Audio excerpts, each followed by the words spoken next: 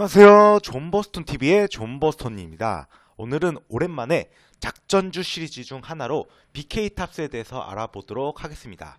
먼저 이 BK탑스는 마스크 제조 및 생활가전, 유통사업 등을 주로 영위하는 기업인데요. 주요 변동 내역을 먼저 보시면 저는 2021년 3월 24일 이때가 좀 주요하다고 생각을 해서 이때부터 시작을 하였습니다. 김봉겸에서 정상용님으로 대표이사가 변경되었는데요. 관련 공시를 보시면 김봉겸에서 정상용으로 이렇게 대표이사가 변경이 되었죠. 또 5월 12일에는 자회사 BK1에 대해 금전을 대여했는데 약 20억 원 정도 됩니다. 이것도 공시를 보면 BK1 주식회사가 자회사고 여기 5월 12일에다가 20억 정도 대여를 했죠. 자회사의 운영자금 확보라고 하고요. 또 6일 뒤인 5월 18일에 자회사 BK1에 대해 금전 대여를 또 했습니다. 이땐 65억 원 정도를 했어요. 관련 공시를 보시면 똑같이 BK1 주식회사고 5월 18일에 65억 원 정도 대여를 했죠. 그리고 5월 20일에는 BK탑스 최대 주주인 Y퀸텟의 최대 주주가 김봉겸에서 정상용으로 변경이 되었는데요. 이게 무슨 얘기냐 하면은 일단 공시를 먼저 보시면 최대 주주인 명목회사의 최대 주주 변경이라고 하는데 말이 좀 어려울 수도 있는데 무슨 뜻이냐면은 일단 Y퀸텟이 BK탑스의 최대 주주입니다.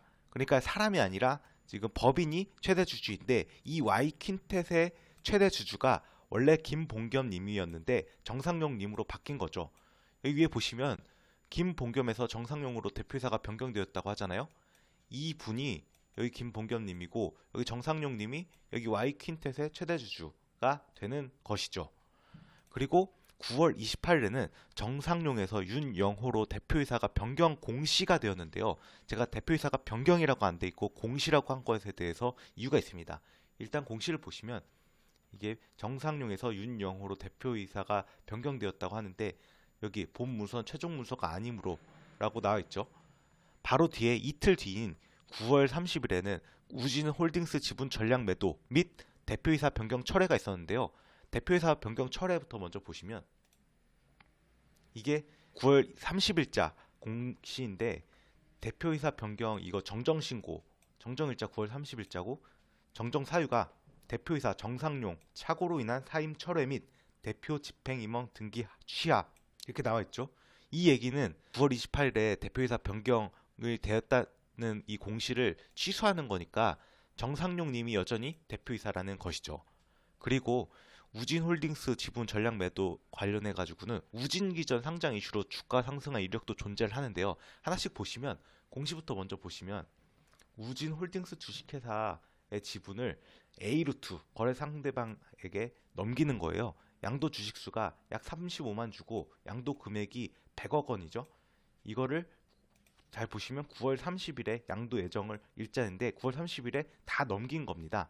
양도 후 소유 주식수가 다 빵이죠. 그런데 기사를 또 보시면 이게 12월 20일자 기사인데 BK탑스 급등 우진기전 기업가치 5천억 원 이상이라고 나와 있고 우진기전이 최근 주관사 선정 과정에서 상장 기업가치가 최소 5천억 원 이상이 될 것이라는 평가를 받았다.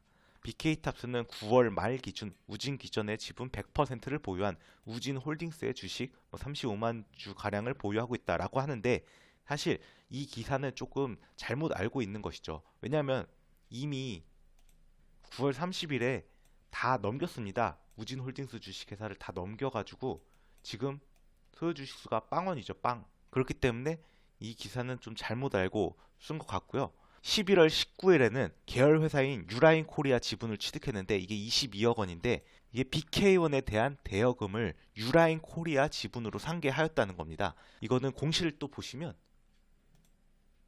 이 유라인 코리아의 지분을 취득했는데 여기 계열 회사고 얘네가 뭐 하는 회냐면 마스크 등 제조 및 유통하는 그런 회사예요.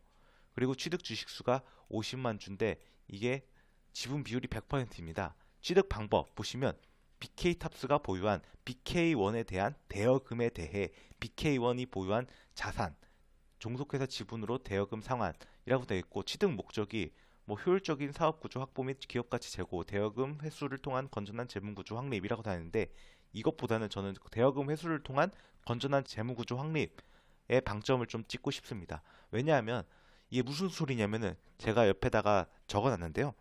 이렇게 지분 구조를 보면 원래는 유라인 코리아의 지분을 BK1 이 자회사가 들고 있는 그런 형태였는데요. 이게 어떻게 바뀌었냐? BK1은 원래 자회사였고 이제 유라인 코리아의 지분을 직접적으로 BK탑스가 보유하는 그런 형태로 바뀐 것이죠. 대신에 대여금을 아까 위에 보시면 자회사 BK1에 대해 20억 원이랑 65억이니까 총 85억 정도를 대여하지 않았습니까? 이 중에서 22억 가량, 여기 약 22억 정도 되죠. 취득 금액이. 이 금액 가량을 대여금을 까고 그 지분을 유라인 코리아 지분으로 받은 겁니다. 그렇게 생각하시면 되겠습니다. 그리고 2021년 12월 16일에는 공급계약 해지로 인해서 불성실 공시법인 지정 예고를 받았는데요. 해지 금액은 148.5억 원으로 2020년도 매출액보다 큰 수치입니다. 2020년도 매출액이 99억 정도 있는데요. 일단은 관련 공시를 보시면 불성실 공시법인 지정 예고이고 공시 번복인데 예고일자가 12월 16일이고 보시면 이게 추후 불성실 공시법인 지정 여부 등 그 구체적인 결과가 확정되는 대로 재공시하겠습니다. 아직 이거에 대해서 재공시된 거는 없습니다. 현재 촬영일자 기준으로 말이죠. 그리고 참고로 부가 벌점이 10점 이상이 되는 경우에는 당일에는 1일간 매거래 정지됨 이렇게 되어 있는데 참고로 지금 최근 1년간 누계 벌점이 0이잖아요. 0점. 그런데 이 벌점이 총 15점 이상이 되면은 이게 상장 폐지 실질 심사 이런 대상이 되거든요. 이거는 참고로 좀 알아두시면 되고요. 또 다른 공시가 있는데 이게 그 관련 공시입니다. 이 해지 공시죠. 148.5억 원이라고 나와 있고 계약 상대가 엔트버즈인데 계약 상대방 엔트버즈로부터 계약 불이행에 관한 공문 접수라고 해지 일자가 12월 13일이라고 나와 있는데 정확하게 이것만 가지고는 지금 엔트버즈의 귀책 사유가 있는지 아니면 BK탑스의 귀책 사유가 있는지 알 수가 없기 때문에 추후 공시나 기사를 봐야 알 것 같습니다. 그리고 밑에는 이제 전환사채 등 제가 정리를 해봤는데요. 특이한 건 여기 4회차랑 11회차는 아직 납입 예정일이 도래하지 않았습니다. 내년도 2022년 4월 30일에 둘 다 납입 예정이고요. 여기서 또 특이한 것은 대표이사가 굉장히 시비 발행을 많이 했어요. 보시면 정상용 대표이사가 9, 10, 11에 전부 다 시비 전환사채 발행에 관여를 하였죠. 발행 대상자니까 운영자금으로 70억, 50억, 70억 꽤나 많은 자금을 투입을 했는데요.